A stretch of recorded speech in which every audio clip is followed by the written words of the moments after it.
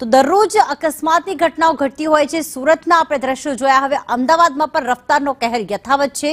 જુંડાલ વિસ્તારથી Chiloda circle road પર અકસ્માત સર્જાયો। બે કાર વચ્ચે અકસ્માત સર્જાયો।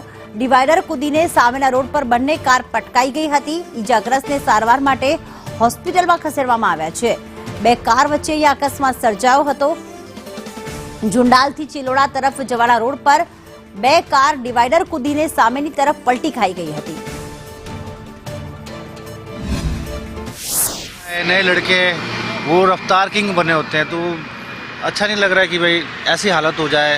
और आम पब्लिक के लिए कितना परेशानी है, जो बेचारे बाइक में चलते हैं उसमें चलते हैं, तो ऐसी घटनाएं होंगी तो कौन निकलना चाहेगा। ये अकस्मात हुआ है, किस तरह का हुआ है ये पता नहीं, मैं भी अभी देख रहा हूँ तो अच्छा नहीं लग रहा है कि अंदर जो बैठे हैं वो शख्स कैसे रहे होंगे। बाहर निकलना लोगों को डर लगता है, लग रहा है अब तो थोड़ा थोड़ा लगता है कि ऐसी रफ ड्राइविंग करते हुए उनके सामने कार्यवाही होनी चाहिए। उनके स्पीड पे कंट्रोल होना चाहिए।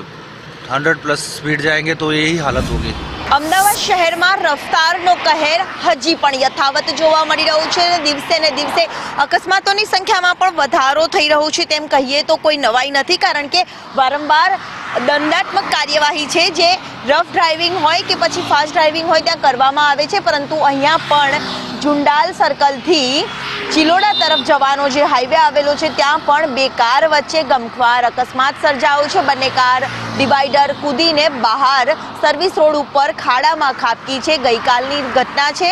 બંને કાર ચાલકોને નજીકની હોસ્પિટલમાં સારવાર માટે ખસેડવામાં આવ્યા હોવાની માહિતી પણ સામે આવી છે।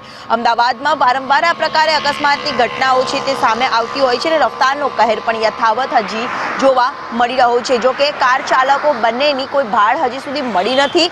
પ્રાથમિક માહિતી પ્રકારે અહીંના જે સ્થાનિકોએ જે વાત કરી તે મુજબ બંને કાર ચાલકો ગમખાર રીતે અકસ્માતમાં ઈજાગ્રસ્ત થયા હતા અને નજીકની હોસ્પિટલમાં તેમને સારવાર માટે ખસેડવામાં આવ્યા છે।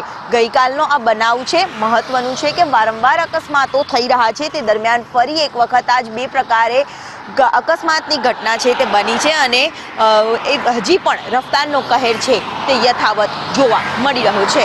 કેમેરામેન મનીષ વાણિયા સાથે દિવ્યા ચૌહાણ, સંદેશ ન્યૂઝ।